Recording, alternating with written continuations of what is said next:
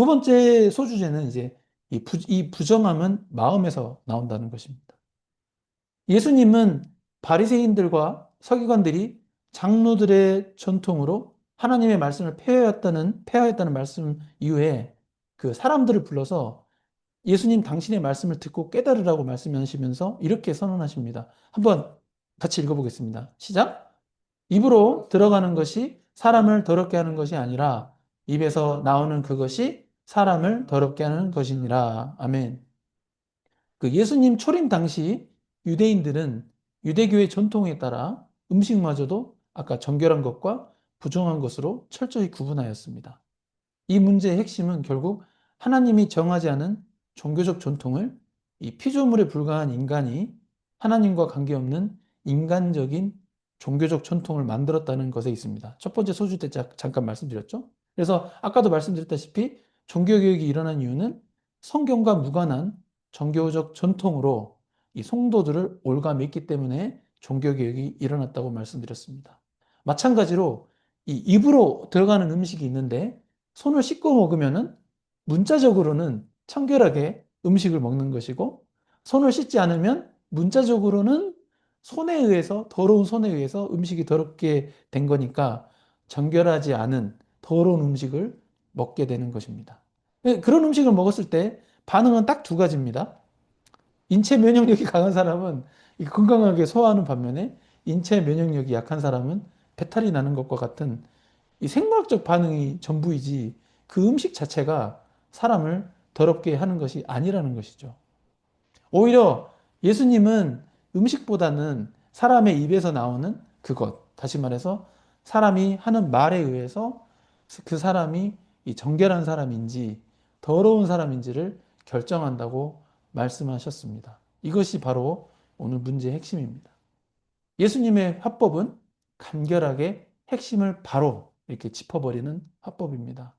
우리가 말을 할 때 길게 말을 할 필요가 없는 것은 예수님의 가르침에서 배울 수가 있습니다. 간단 명료하게 핵심을 탁탁 짚는 생각과 말하는 노력이 필요하죠. 아무튼 예수님이 핵심을 탁 짚어버리자 제자들은 마태복음 15장 12절에서 이렇게 말합니다. 한번 같이 읽어보겠습니다. 시작. 예, 제자들이 나와 이르되 바리새인들이 이 말씀을 듣고 걸림이 된 줄 아시나이까? 네. 이 구절에서 이 걸림이 된 줄은 아시나이까? 라는 표현은 이게 무슨 의미일까요? 여러분 어떤 사안에 대해서 논쟁을 할 때 상대방이 정확하게 핵심을 짚으면서 비판하면은 우선 어떤 감정이 들겠습니까? 상대방이 하는 말은 분명히 맞는 말인데 감정적으로 굉장히 기분이 나쁘고 이제 화가 나죠.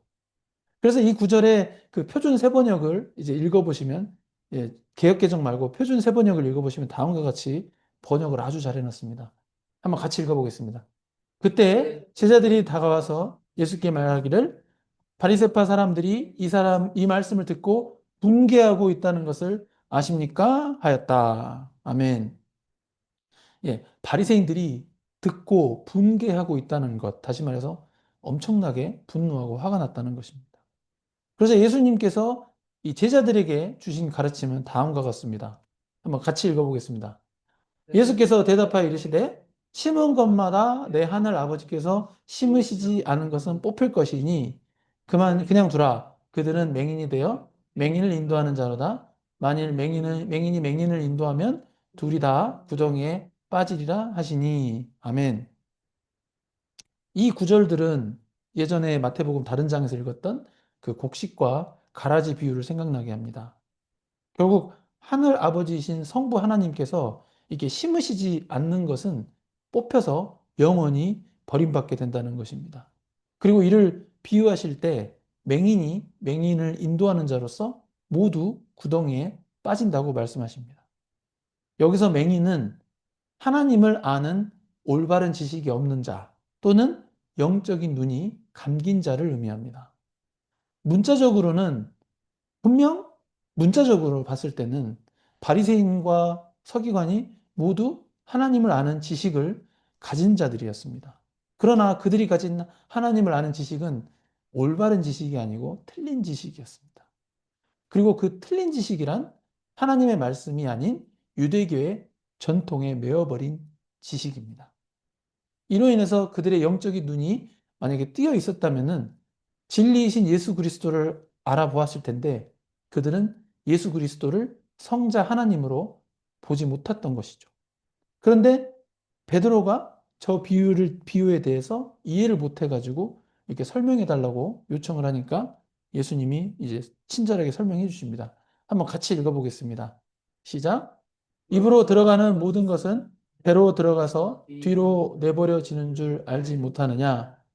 입에서 나오는 것들은 마음에서 나오나니 이것이야말로 사람을 더럽게 하느니라. 마음에서 나오는 것은 악한 생각과 살인과 간음과 음란과 도둑질과 거짓 증언과 비방이니 이런 것들이 사람을 더럽게 하는 것이요 씻지 않은 손으로 먹는 것은 사람을 더럽게 하지 못하느니라. 아멘. 예, 아멘입니다. 이 음식은 소화되어서 이렇게 대소변과 같은 배설물로 나올 뿐 입으로 들어가는 것이 사람을 더럽히지는 않습니다. 오히려 우리가 입에서 내뱉는 말들이 이제 우리의 마음 안에 있는 감정이나 이 생각들의 근거에서 입으로 표현되는 것들입니다. 근데 우리의 마음은 사실 어떻습니까? 우리의 마음은 인간의 마음은 죄로 인해서 부패하였고 오염되어 있습니다. 예, 전적 타락이라고 하죠. 그래서 우리는 본성 그대로 생각하게 두면은 마음속에 온갖 악한 생각들이 자연스럽게 떠오릅니다. 이런 것들이 사람을 더럽게 하는 것입니다. 예레미야 17장 9절 한번 같이 읽겠습니다.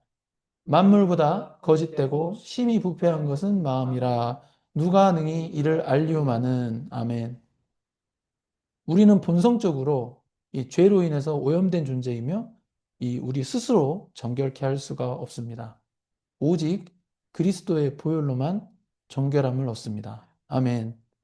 우리가 교회에서 예배 드릴 때, 그리고 주중에 사회생활과 가정생활 할 때 어떠한 형식적인 종교적 전통에 매여 있는 부분이 우리 삶 가운데 존재하는 것은 아닌지 각별히 영적으로 예민하게 주의해야 합니다. 그리고 그 주의는 내가 어떻게 주의해야 되냐면은 내가 다른 사람을 볼 때 하나님의 말씀이랍시고 다른 사람에 대해서 판단하고 정죄하는 것을 하지 않는 것입니다. 장로교 교단에 속해 있는 목사지만 장로교단의 교리로 침례교단이나 어떤 감리교단 이런 다른 분들을 정죄하면 안 되는 것을 말하죠. 우리는 정말로 하나님을 믿으면서도 두려워한다면은 이 하나님의 말씀으로 다른 사람을 정죄하거나 판단하는 것은 꼭 하지 않도록 그것을 주의해야 합니다. 사도 바울은 심지어 자기 자신마저도 판단하지 않겠다라고 했습니다. 판단하고 정죄하실 수 있는 분은 오직 하나님 한 분뿐이기 때문입니다. 아멘.